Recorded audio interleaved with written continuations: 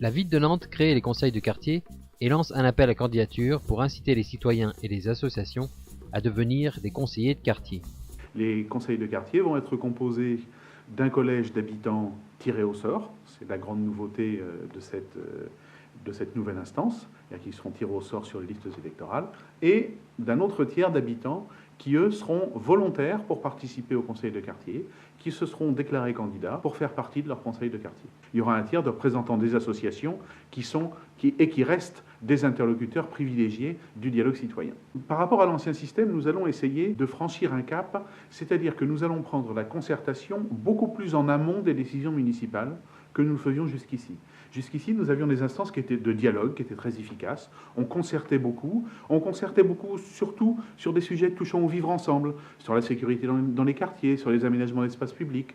Et là, nous allons essayer de prendre les choses plus en amont, dès la conception de nos politiques publiques, dès la conception de nos projets pour les quartiers, de pouvoir consulter plus formellement les habitants au travers de ces nouveaux conseils de quartier. Environnement, travaux, scolarité, circulation, les conseillers pourront donner leur avis sur tout ce qui concerne leur quartier.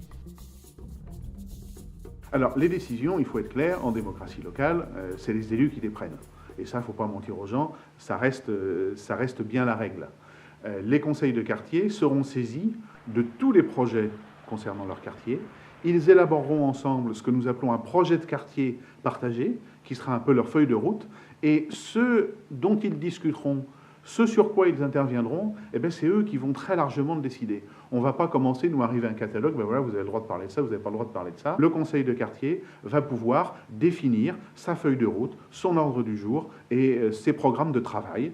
Aujourd'hui, on ne sait pas tout du contenu des conseils de quartier, et qui va faire que les décisions des élus seront toujours mieux adaptées aux besoins de la population.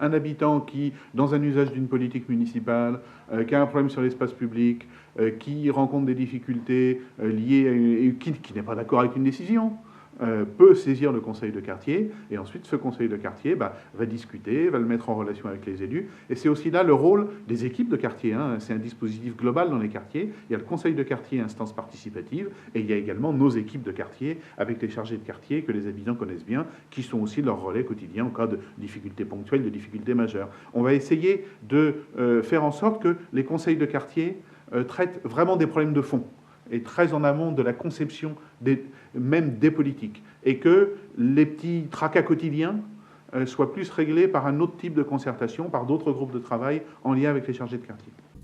11 quartiers nantais sont concernés par ces constitutions de conseils. Pour s'inscrire, rendez-vous notamment sur le site nantes.fr jusqu'au 30 septembre 2009. La municipalité vous invite vivement à poser votre candidature, car pour Pascal Bollot, c'est passionnant de s'occuper de sa ville. Quand on aime l'endroit où on vit, agir pour elle, agir pour le collectif, agir pour les habitants, c'est vraiment passionnant. Ils vont découvrir un tas de choses.